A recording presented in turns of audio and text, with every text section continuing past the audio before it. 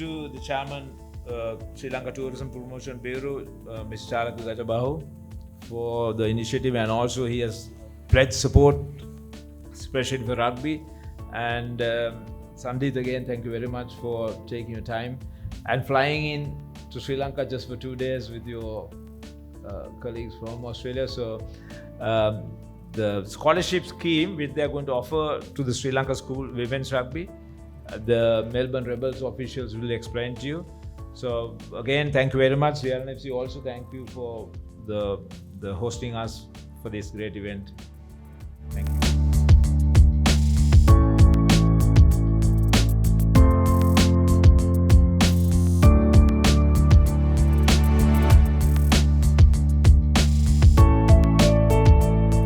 It's an amazing achievement under the guidance of the Honourable Minister, Mr. Harin Fernand. I think all of you know, I don't have to tell you, the Sri Lankan media who he is. I think his rugby is bigger than for him, more than politics. He lives and breathes rugby all over. That's in his blood. When we were in Australia 2 months ago under the guidance of Mr. Sandit, our Honourable Consul General in Melbourne, he initiated this conversation with the Rebels, the Victoria, and then even with Cricket Australia. I don't want to talk about rugby so much, but I will talk about how Sri Lanka tourism and partnerships like this nature that we are going to engage in, how we can take Sri Lanka tourism to another level. Like Dilroy said, whether it's a Dubai Sevens or the Hong Kong Sevens or whatever, we have a strong history and we have the facilities. And we are not an artificial nation. I'm not trying to disregard any other countries who does this. We are a natural nation. I told the three of you last night, my tagline, my strategy, when I briefed the agencies for the next global campaign, we are an all-in-one capsule minus the snow. We have everything that you need. It's a small island, it's a small miracle that we have. So whether it's wellness, whether it's sports, whether it's adventure, whether it's marine tourism, whatever it is, we have all that to offer. So specifically when it comes to one segment, which is sports tourism, that we are very serious about, and rather than just doing boring above the line advertising all the time, that's why we are coming up with a 360-degree global communication campaign to drive the Sri Lankan market forward. With this 22 million warm hearts of Sri Lankans, we welcome everybody, whether it's rugby, whether it's cricket, whichever nationality, we cater to all segments. So in the long term, we had a few discussions yesterday in my office.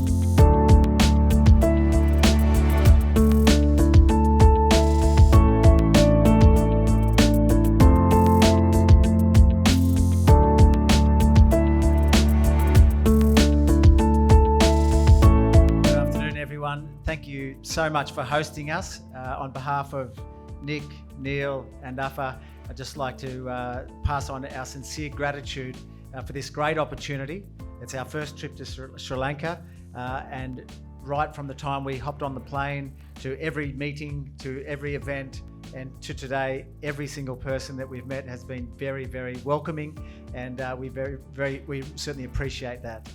I'd just like to start by thanking a number of people. I know that they've already been thanked, but from the Melbourne Rebels to the president of CRMFC, what a great day that you've put on. I know it's your centenary year, and we want to help you. You're doing a great job, and this afternoon is going to be really exciting with the skills clinic, and we're thrilled that it's here at your club.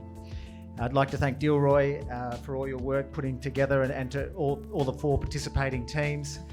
We've been, Nick might talk about it a little bit later on, but we've been very pleasantly surprised at the skill level and the competition and the athleticism of the girls. So we're very, very excited. I'd like to thank the chairman, Sri Lankan Tourism. We met in Melbourne a couple of months ago, and I could tell straight away that the chairman was a man of action. And when we left the meeting, we said, sometimes these conversations can end up going nowhere. But I just knew that if we were able to get some early momentum, that the chairman would get in behind it and make stuff happen. So thank you, Chairman, and thank you to all your staff. We had the pleasure to meet them yesterday. Charmy, who's done a hell of a lot of work behind the scenes. We appreciate all her work.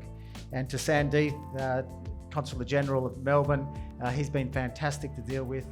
He's a good sporting man, good rugby man, He's done a lot of work behind the scenes. He's built a very strong relationship, not only with the three of us, but certainly with our board and our football club, and is highly respected in Melbourne. So we thank you, Sandeep, and look forward to working with you. And as the chairman said, look, we're very excited about a partnership, and a partnership is both sides giving a lot to each other. And I love the fact that we talked about a long-term partnership.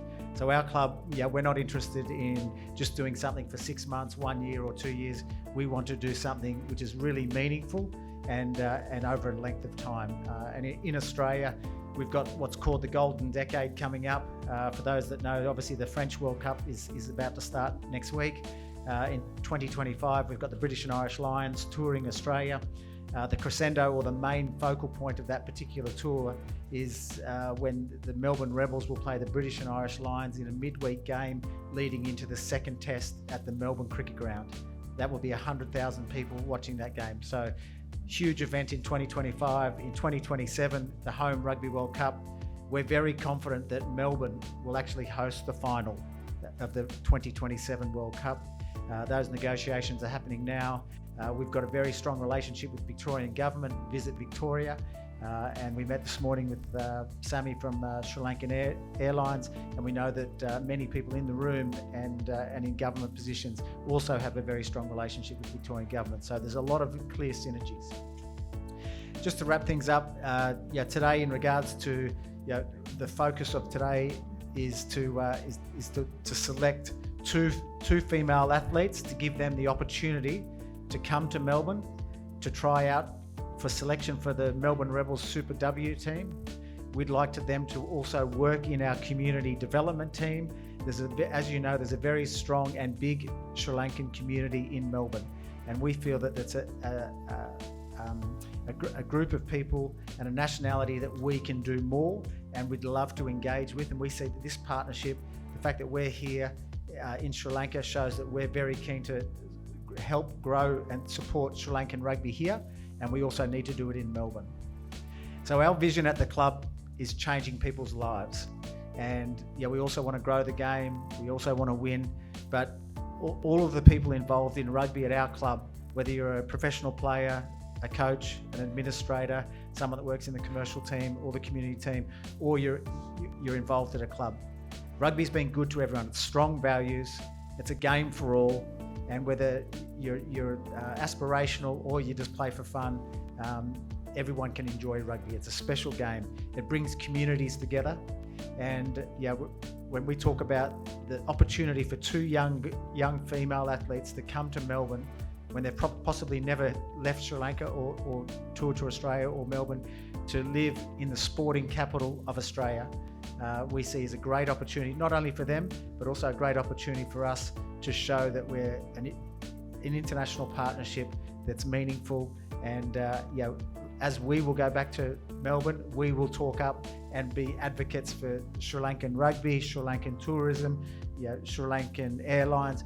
We will tell the story. Likewise, when the girls come back from their opportunity in Melbourne, we hope that they spread the word and talk about the great experience, the great lifestyle, the great rugby experience, but most of all, the power of rugby. Thank you, ladies and gentlemen.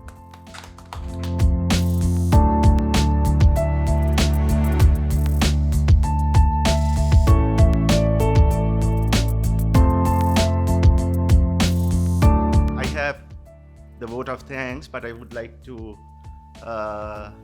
say a few words about this wonderful partnership.